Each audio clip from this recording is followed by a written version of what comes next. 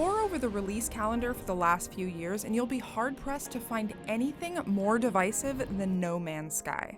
This is a game whose premise was so utterly enchanting that it could never have possibly lived up to the hype and expectations set for it. Fast forward 2 years to No Man's Sky Next, the fourth major update for the game, and the one that finally, after all this time, seems to bring it full circle with that now infamous E3 2014 demo. I've logged over 250 hours into this game. I've been there right alongside it through its ups and downs, of which there have been many, and there is a lot to unpack in this latest update. So rather than trying to digest every little thing that's happening, I am going to break down what I think are the best and worst parts of No Man's Sky Next. Let's start with the good. First things first, the planets have fucking rings. I really should just end this video here, because honestly, what more do I need to say? Look at it! It has fucking rings and clouds! Good clouds!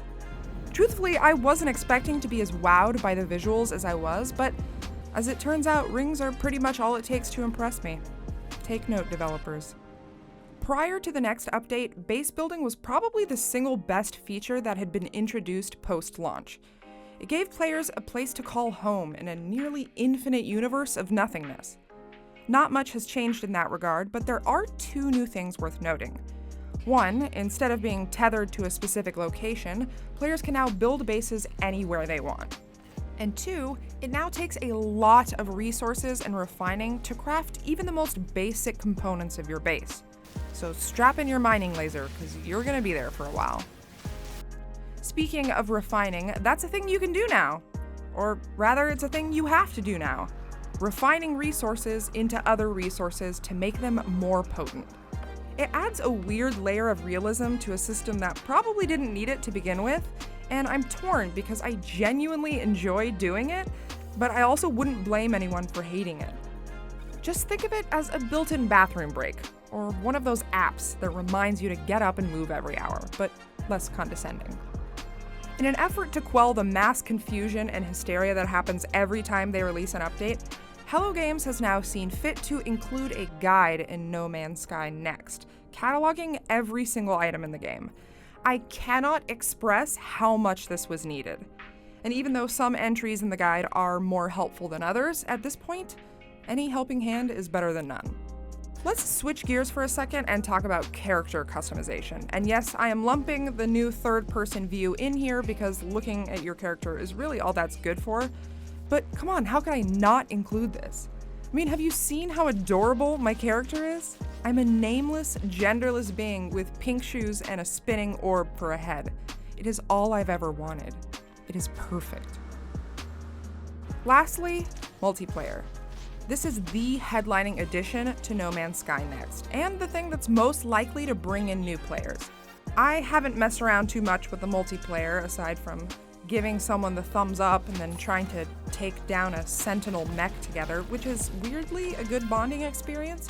But according to the developers, you'll actually be able to progress through the storyline cooperatively, which sounds fun if you're into that sort of thing. I'd be remiss if I didn't also call out a few of the smaller changes that are bound to make your life even 1% easier. Some subtle UI improvements, like not having to hold down a button to upload your discoveries, or being able to tag locations in your scanner. These are things that are long overdue, but still welcome. Being able to breathe underwater for much longer without an aeration membrane. That's definitely welcome. And being able to flee the scene of a space fight that you clearly aren't cut out for. All good things. But now it is time to talk about the bad. First up, sheer and utter confusion. One of my biggest gripes with No Man's Sky is that every time a new update is released, everything gets renamed and it is confusing as hell. The next update takes that to the extreme.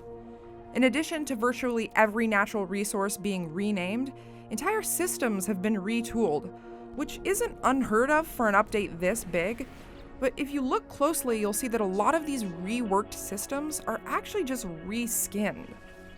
Upgrade modules, for example, which you can now purchase from any space station, offer improvements to the tech you already have installed. On the surface, this seems like a win, a fun, additional little layer of customization. But dig deeper and you'll see that these different upgrade classes, C, B, A, and S, are almost exactly the same as the Sigma, Tau, Theta, and Omega upgrades from before. And yes, each one still takes up its own inventory slot. Which leads me to my next grievance. Everything takes so long. Mining minerals, scanning. The scanning stuff is particularly annoying because it is one of the easiest ways to earn units in the game, and for no reason at all, it now takes twice as long. And don't even think about trying to scan a fucking bird because it is impossible. Or a fish, because they'll probably just disappear halfway through.